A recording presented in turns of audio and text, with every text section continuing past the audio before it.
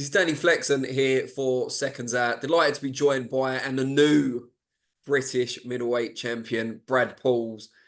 Brad, only the second British champion I read earlier today from Cornwall, which must be pretty special in itself. How are you feeling? Has it sunk in yet? I don't think it's fully sunk in. Yeah, it feels really satisfying, to be honest, deeply satisfying. Obviously, it's such a long journey to get here. I've worked for it for so long. I'm just only used to working for it. I'm not used to getting it. If that makes sense. I'm only used to. But now that it's here, yeah, it's just everything I wanted. It was the best night of my life on Saturday. The Southern Area English and my final one, the British title. I've set my goals and I've achieved them, so I'm very happy. And a fight with Nathan Heaney, obviously up in Birmingham, he had the bulk of the support. Although I must say, your supporters did an incredible job in kind of competing on a relatively even level, despite being a tenth of the size of his contingent. How did you hear them while you were fighting? Did it have any impact? Yeah, I did. They're small and mighty, my lot. They make themselves known. Yeah, definitely outnumbered, but I think at certain points in the fight, it's easier for their noise to come through, where there's Nathan might not be doing as well, and the Stokies go slightly quieter. And yeah, they really pushed me through, and it adds that motivation. It's all energy. Yeah, it was great atmosphere on Saturday night. I was definitely getting booed a lot when I walked in, and people sticking their up at me. But I just sort of think it's funny, and it's just water off the duck's back. So yeah, it was a brilliant night, Danny. Brilliant night. Yeah, no, it's great. Competitive fight, same as the first one. When it was going into those championship rounds, how did you feel you were doing, like on points, and what did you think the momentum was? I definitely thought I was winning. I knew it was close. It was going to be close, sort of ish. I knew I dropped a few of the early rounds. It was no debate in my mind. We sort of knew that was what was going to happen. And going off what my coach and my team were saying were, you're winning, it's close. But he was like, we thought it was close last time. Don't leave it to the judges if you can help it. So in the last two, I emptied the tank and gave it everything, and I knew I'd already put a dent in Heaney with the knockdown in the fourth. So it was just a matter of time before I got to him again. So yeah, I'm happy I didn't leave it to the judges, even though it wouldn't have mattered. I spoke to one of them in the hotel, and he said I was 4 rounds up or something like that. So yeah, it makes it a little bit more clean and concise. There's no debate. It's definite. Yeah, I mean, it was a great finish. I thought the referee was maybe a little bit late in coming in. He waited for the knockdown, obviously, I suppose, giving him every chance, being the champion and so on. But yeah, you must have hit him with about 10 unanswered right hands in a row. Yeah. And credit to Heaney, he's got a brilliant chin. I caught him throughout the fight, and he doesn't go down easy, if at all. And yeah, he hangs in there. So yeah, fair play to him. And obviously, he was down on the deck. You've got the knockdown. It's right near the end of the fight. What are you thinking at that point? Because you don't know if he's going to get up or not. Are you thinking you've sealed it regardless, or are you hoping that he stays down? What's the mindset? I'm hoping he stays down. I think it's the best feeling in the world. It is winning by stoppage. If I could bottle up that feeling I had in that moment and sell it, I'd be a billionaire. It's just so clean and concise, and where with the previous fight and the build up and everything else, it's such a definite piece of like victory that no one can take away from you. So yeah, I'm happy. The ref counted him out. Yeah, I think the ref counted him out. So yeah, was absolutely buzzing, and my team ran in and picked me up and threw me around, and yeah, it was good times. Yeah, he was counted out kind of in the process of rising. He was rising at kind of 9.5 and didn't quite make it for 10. But a lot of mutual respect there, it seems, both before, more so after the fight. What can you say about Nathan Heaney having now shared those almost 24 rounds with him? Yeah, like I said from the press conference at the first fight until now, I have massive respect for Nathan. Like I said, we're more similar than we are different, and I do rate him highly as a fighter, and he's given me 2 absolutely brilliant fights, and it takes 2 to tango. And he gave me that rematch, that second opportunity. and I have a lot of respect for him. And I went and seen him in the changing room after the fight, and he mentioned the trilogy, and I said absolutely, I'd happily oblige. He did it for me in the rematch, and I'll do it for him in a trilogy. So if that's what he wants, and everyone else agrees, Frank and everyone, then absolutely, no problem. Do you think we'd see anything different in a third fight, like the pattern of the fight? Would that change, do you think? Um, yeah, maybe slightly, but I feel like you can only change so much. I feel as the second fight went kind of similar to the first fight, I think the third would be much of the same. We're not going to come out completely different, and I think I know what works for me, and Nath has things that work for him, but I feel it would be more of the same in the third fight. But I think it would gel for another good fight. I think Nathan boxed better in the second fight than he did in the first. Made it very difficult for me early on, more so than in the first. So a third fight would be really interesting, one I would happily entertain. And the British title itself, I know you picked up a WBA international belt at the same time, but the Lonsdale belt's the famous one. And as I said earlier, you're only the second fighter from Cornwall to win one after Len Harvey, which was, what, 80 years? No, more, 90 years ago, I think now, maybe. 85, I think, since 1939. Yes, Wow. long time. My dad wasn't alive. You know what I mean? Well, yeah, Crazy. exactly. How aware were you of that history before the first fight and the second fight going for that Lonsdale belt? Yeah, I was very aware. I tried to be clued up on my Cornish boxing history. Obviously, there's not too much of it, so Yes, it's not that hard to find out. not Yeah. that hard. It's been a while. It's been 85 years of hurt, and it's finally come home. But it's nice because when I was in Cornwall boxing once, and I didn't even know a professional. I didn't even know someone who knew someone who was professional. It was all a mythical thing on TV for me.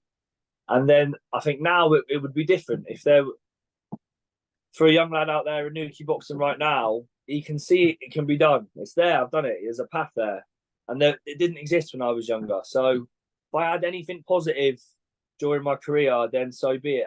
I'd happily do so. And I feel like the British title does that. It's the most legitimate belt you can get in this country. So yeah, really happy. And you've had your ups and downs, obviously, I guess the first fight being key in that. How does it feel to get over the line? You can now call yourself the best in Britain. Yeah, it feels weird hearing it and saying it, and I come back and my in-laws have made me a card that said the British champion on it, and it felt weird to read it. So I guess it takes a few days, but it's very satisfying, you know, because like it wasn't easy to get here, and it was so long without any praise. Like I was small hall for 15 fights, losing money on fights back to back. So it's a moment I really need to actually enjoy because, yeah, it's not an overnight success. It's a long journey. So, And you said you'd be wide open to the trilogy with Heaney. If that doesn't come off, if he needs a bit more time to rest up as well, I would imagine, because despite your face, I'm sure his is looking just as bad, if not worse. Um, what else would you like to do? Is there something on your agenda? Like, for example, do you want to defend the Lonsdale belt enough times to keep it, or do you want to move on from British level? I think defending it is a good idea. I think domestic fights always go well, especially for British title. It brings something out of the fighter. And I suppose that's for my team. The middleweights are so stacked. It's such a stacked division. If you look down the top 10, there's Bentley, Shiraz, Denny, Williams, Kelly. There's so many options, and they're all good fights. So I suppose it's more down to the team. For me, I sort of agreed to fight Heaney again, but if he didn't want to do it for whatever reason, then any of these other fights are possible. And I suppose I've got a world ranking now as well. So who's the WBA world champ? Middleweight, WBA. Is it Janibek? Janibek's got two of the belts, hasn't he? Yeah, it's either Janibek or that. Or Adamez? So if one of them called me up, then that's a possibility. But yeah, any of the above. Any of the above. Yeah, well, you mentioned Shiraz there. He's obviously got his own big fight coming up against Tyler Denny for the European title. And I think he's number one for at least one of the governing bodies. So is that a route you'd go down, the European? Obviously, the traditional route would be British, Commonwealth, European. Yeah, it's definitely a possibility. Obviously, there's a bit of history there. Seeing if Denny beats Shiraz, which is an absolutely brilliant fight. I think that's going to be so good. I think we're real close. I do slightly favour Denny, only slightly, but yeah. And then I suppose because there's history there, a rematch, a British versus a European, and I'm sure Denny would happily do it. Massive respect to him. So yes, it's another option, but there's a lot of options at the minute, so we just got to make the right ones. What's your situation promotionally at the moment? It looks like I'll be with Frank for a little bit. Yeah. So I'll be next few fights with Frank, and he's been nothing but good to me. Frank, he's looked after me. He's been a man of his word, and he said he'd get me back, and he's got me back. So yeah, I think it's the next few fights going to be interesting, and it'll be on Queensberry. It's not the worst time to kind of have a longer relationship with Frank, I suppose. He's kind of having a bit of an Indian summer in his own career. There was some news broke last week. It hasn't been confirmed by Queensberry yet, but that they may be joining the Zone next year. What would you make of that? How would you feel if it was to change from TNT to the Zone? Yeah, I didn't even know that. So what? So all the Queensberry fighters, Matchroom, all box on only on the Zone. From next year, that's what the report in the Times says. Yeah. I hope they don't put their price up. Start off a bit like. Surely you'll be able to get a free subscription at that point. But yeah, if you're signed with them, I should get a free subscription. You hope so. Yeah, I think that's better for boxing. The way you see these promoters coming together, obviously, thank you to that Turkey Al Sheikh. The dynamics change massive. Like we're seeing things we've never seen before, and boxing's in the best place it's ever been. So I'm guessing the only reason it would happen is because better things will come from it. So I think it's better for the boxing. I guess they all want it to be one main thing instead of everyone separate and not working together. So I think it'd be good, and yeah, I'd happily fight on the Zone. And has Frank said anything to you? Have you had discussions about doing a hometown fight or a hometown defence? No, he wasn't here this week. I'm not sure if he's been away or been poorly or something, but I haven't spoken to him personally.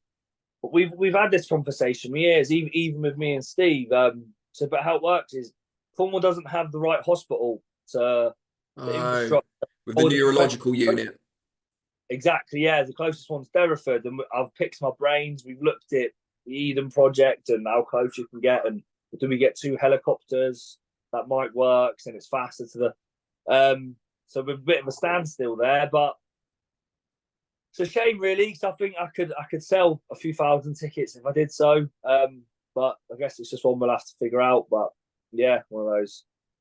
Yeah, so just to point out to people watching who might not know, it's a board of control regulation that any sanctioned UK show has to be within a certain distance from a hospital with a neurological unit as part of it. So it's quite specific, obviously for good reason, but it can be a bit tricky for the promoters in that sense. Yeah, safety first. I fully understand. It's a dangerous sport and they have to protect the fighters. So that's why I'm not angry about it. It's safety first always, but a bit frustrating because Cornwall hasn't had a pro show since, I think it's either the 70s or the 80s. And I think they would love it. Yeah, I think it would now. So, sorry, 1 second. Who's that? Getting these random phone calls. Popular man.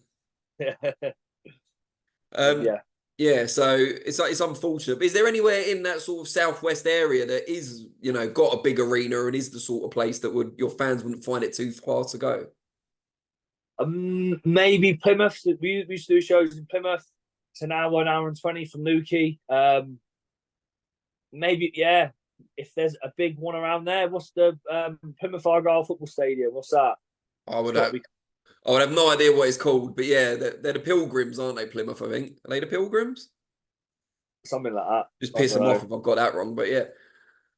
But yeah, so that wouldn't be too bad, I suppose. Because, Birmingham's a massive journey, and you still had, they were sitting behind where I was sitting, so it looked like there was a good, 1,000 there, or less than that? They felt like 1,000. So I'd actually sold 206 tickets.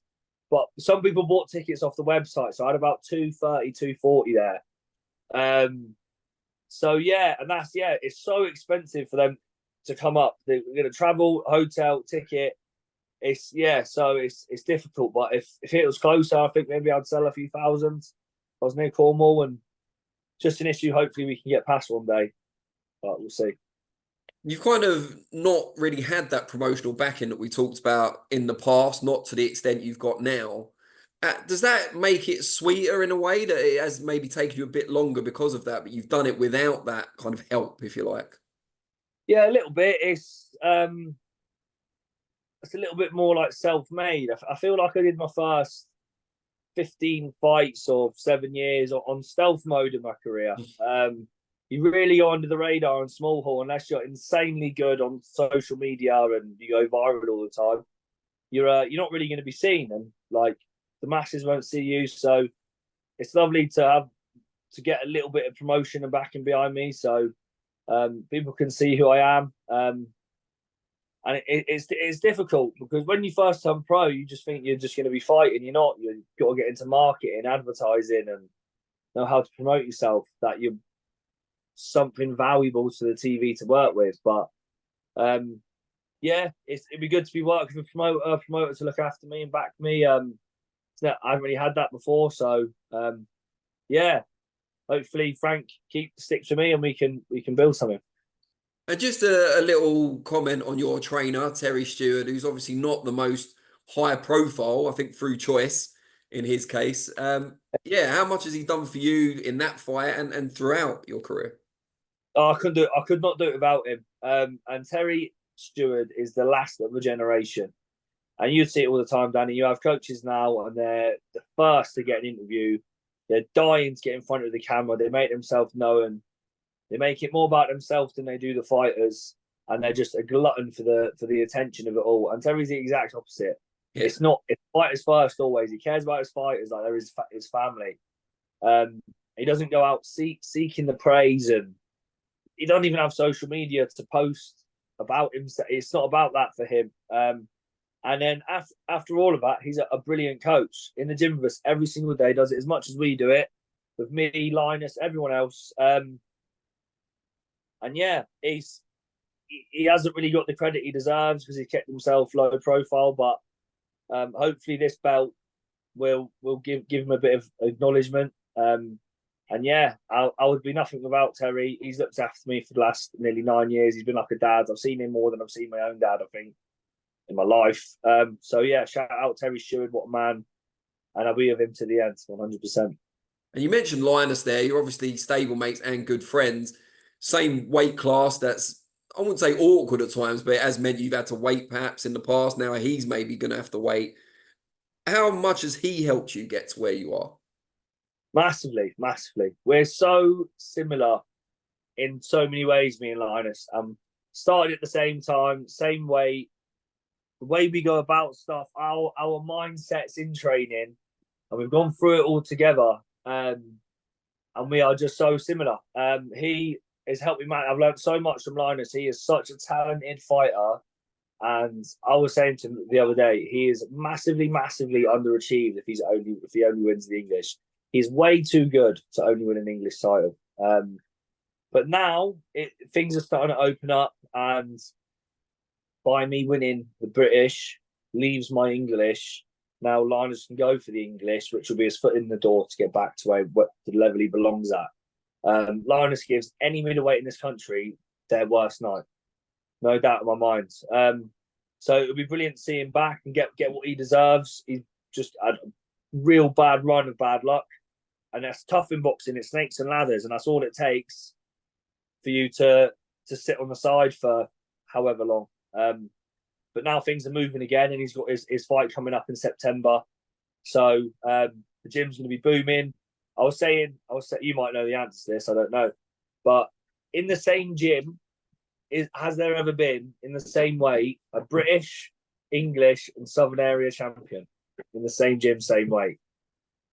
Well, not at the same time, though, right? So, like... No, at the same time, because I'm British, and I'm just going to be English, and Ellis, at some point, is going to be going for the Southern Area. Yeah, but you'll all have to hold on to your belts as well, won't you? Oh, we got it. It's all right. No vacating. I mean, like, yeah. I know. I'm saying it'd be crazy for the gym. Obviously, we'd have all the domestic titles in one weight in one gym, and it's very possible. So yeah, don't think that's been done before. So yeah, the gym's gonna be pumping. It's gonna be exciting. And then there's no more middleweights. Terry's just like, nah, I can't do it. There's no more titles. Yeah, Oh, crazy. brilliant. Yeah, I don't know if anyone's ever done that. I mean, it's a very niche kind of achievement, isn't it? So I would imagine not. But Yeah, yeah, I don't think so. I'll kind of rack my brains. But yeah, I doubt it. That's brilliant. You mentioned Denny Shiraz earlier, and that you're edging slightly towards Denny. Why is that? How do you kind of see it as a style matchup? Um, I just think Denny's really hard to look good against. He's a small, obviously Shiraz is massive, the height difference is massive. Denny's a very difficult small target. He doesn't stop moving. And I don't think Shiraz's box on quite like Denny because he can really rough you up on the insides, and he's difficult to hit clean from the outsides. Obviously, the power favours Shiraz, but Denny's just good at what he does, and I think he could just. I think it's going to be close. There's no like clear conclusion. I think Denny will do just enough to win. You see, he beat Felix Cash last time out, which is a massive name on his records, and he seems to keep improving. Denny. So yeah, great fight and fair play to him. The middleweight division is just booming. Yeah, it's great stuff. And talking of, well, we don't know if he's going to fight a middleweight next, but Chris Eubank Jr. has just joined Boxer in a partnership agreement, at least for his next couple of fights. There's talk that he might get the Canelo fight now in September. That would be up at super middle. What do you make of that? Do you give? I've seen a lot of people saying it's a great money fight for him, but they don't give him a great chance of pulling it off. What do you think, Eubank Jr. Canelo? Yeah, like you said, there'll be a lot of money in there. The name's good. I suppose for Canelo, it holds a little weight, the name, but realistically, when it comes down to the fight, the finesse and skill and experience of Canelo is going to leave such massive holes in Eubank. I think he'll really expose him. I don't think it'll be that close at all. Yeah, if you're throwing wild shots like that against someone like a Canelo, he's going to expose it. It will be a stoppage, in my opinion. Early to mid rounds. Canelo easy. Canelo's had a fair bit of criticism for not fighting David Benavidez just yet, or maybe he never will. From your mindset as a boxing fan, is it Benavidez or no one, or do you see other fighters out there you'd like to see go up against Canelo? Oh, it's interesting. I think, obviously, I don't think Canelo should go anywhere near like heavyweight. There's weight categories for a reason. He's already moved up through multiple. It's hard, isn't it? It's where do you draw the line? Okay, if Benavidez makes super middle, but he says he walks around at 200 pounds, so it's like Canelo's openly takes a disadvantage to fight him. But who else out there for Canelo? It's like he's too good for his own good. So he would have cleared up his own weights, and then they're talking about Crawford maybe. Then he's much smaller guy. I think if he fights him at super middle, Benavidez, I think fair enough, and I think it'd be a great fight. I think it's a difficult fight. Benavidez is quality. I love watching him. So yeah, I don't know who would win that one, to be honest with you. Good stuff. Well, we know he won the one on Saturday night, so that's the important thing, isn't it? I'm sure. Have you got the belt yet, or do you have to wait for it? No, I've got it. I haven't got the other belt. WBA. He keeps that one. They send a new one apparently, but I've got the other one. It's just about to do a tour of Cornwall. It's going to be every pub, pasty shop, restaurant, everywhere. Everyone's going to have a photo with it whilst it's here because you don't know when it will come back again. So you'll be coming back at light heavyweight. yeah, definitely. So it's good. I'm just going to enjoy this week with the media and the family and stuff, and show everyone the belt and enjoy my moment. Brilliant. So you should. You've earned it. Really appreciate your time, mate. Delighted for you, and look forward to seeing you back out soon. Thank you, Danny. Really appreciate it, mate. Nice one. Take care, mate. See you soon. Cool. Speak to you soon. Bye. Bye.